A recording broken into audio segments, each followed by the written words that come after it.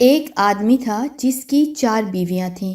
وہ اپنی چوتھی بیوی سے سب سے زیادہ پیار کرتا تھا اور اس کی بہت دیکھ بھال کرتا تھا اور اسے سب سے بہترین چیزیں عطا کرتا تھا۔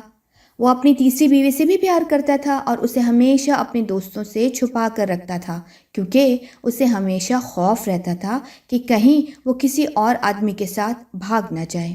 اسے اپنی دوسری بیوی سے بھی پیار تھا۔ جب بھی اسے کسی پریشانی کا سامنا کرنا پڑتا، وہ ہمیشہ اپنی دوسری بیوی سے رجوع کرتا اور وہ ہمیشہ اس کی مدد کرتی۔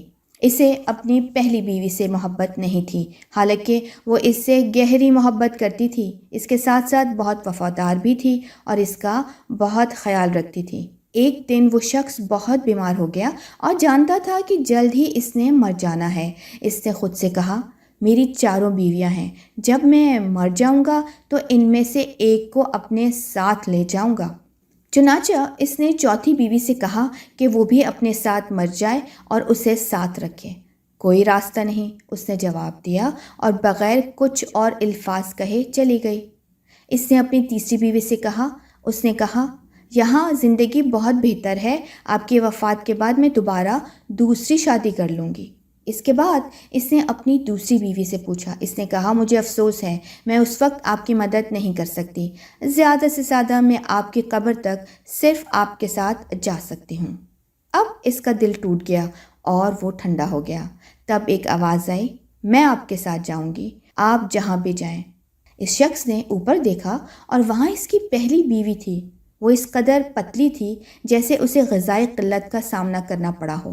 بہت غمزدہ لہجے میں اس شخص نے کہا، مجھے اور آپ کی زیادہ دیکھ بھال کرنی چاہیے تھی۔ دراصل ہم سب کی اپنی زندگی میں 4 بیویاں ہیں، چوتھی اہلیہ ہمارا جسم ہے۔ چاہے ہم اسے کتنا وقت دیں اور کوشش کریں کہ اسے اچھا نظر آئے، یہ ہمارے مرنے کے بعد ہی چھوڑ دے گا۔ تیسری بیوی ہماری ملکیت، حیثیت اور دولت ہے۔ جب ہم مر جاتے ہیں تو وہ دوسروں کے پاس چلے جاتے ہیں۔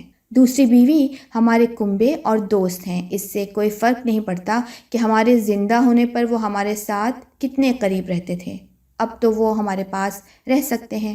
پہلی بیوی ہماری روح ہے، مادی دولت اور خوشی کے حصول میں نظر انداز کی گئی۔ یہ دراصل واحد چیز ہے جو ہم جہاں بھی جاتے ہیں اس کے پیچھے چلی آتی ہے۔